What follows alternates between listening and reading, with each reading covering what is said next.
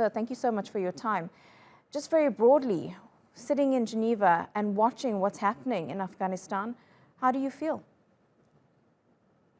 We feel very sad because an opportunity which was in front of Afghanistan and built over the last 20 years is now coming to an end. Over the last 20 years, the international community invested in Afghanistan, allowed women and girls to flourish their education, their work, their careers. And Afghanistan's population is very young. The median age is 18 years old. Half of them are around that age because each family has 5 small children. So it's one of the youngest countries in the world. And most of the Afghans born in the last 20 years have seen this situation of a semblance of a democracy and republic where anyone could have free speech and could go to school. Boys and girls and women, especially in Kabul and larger cities, were part of the workforce. This is coming to an end, unfortunately, because what we expect from a Taliban government is to put a lot more restrictions on the women. This has happened in Herat in the last couple of days, where Taliban controlled the city. They have asked the women to go home. They have asked women workers in banks in Kandahar to go home. And now, really, our combat to extract back liberties that women had, very elemental liberties, is starting now, to hold the Taliban's feet to the fire, that in case they govern in Afghanistan, they must this time stick to the promises they have made to the international community with regards to an inclusive government, with regards to women's rights, minorities' rights. This is going to be very important for Afghans. Torek, we're just hearing from the Associated Press agency, an Afghan official telling them that Taliban negotiators are now heading to the presidential palace to prepare for a transfer of power.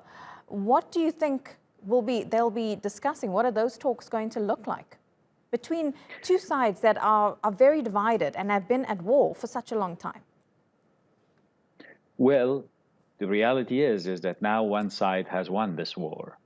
The province of Ghani, which was headed by a governor ally to President Ghani, surrendered 2 days ago. The province of Logar, which was headed by a governor ally of President Ghani, was surrendered yesterday, as well as the president of the province of Jalalabad, an important province which has the border with Torkham and Pakistan, also headed by a governor ally of President Ghani, surrendered in the last 24 hours. So the reality is in front of us. This war doesn't have a military outcome yet at this point. There is no stalemate. The Taliban are at the door of Kabul. After the foreign embassies close, they will not wait forever not to force themselves on Kabul. But in Kabul, we have refugees from north of Afghanistan who have come in the last few weeks, and they sleep in parks. They have fled the war.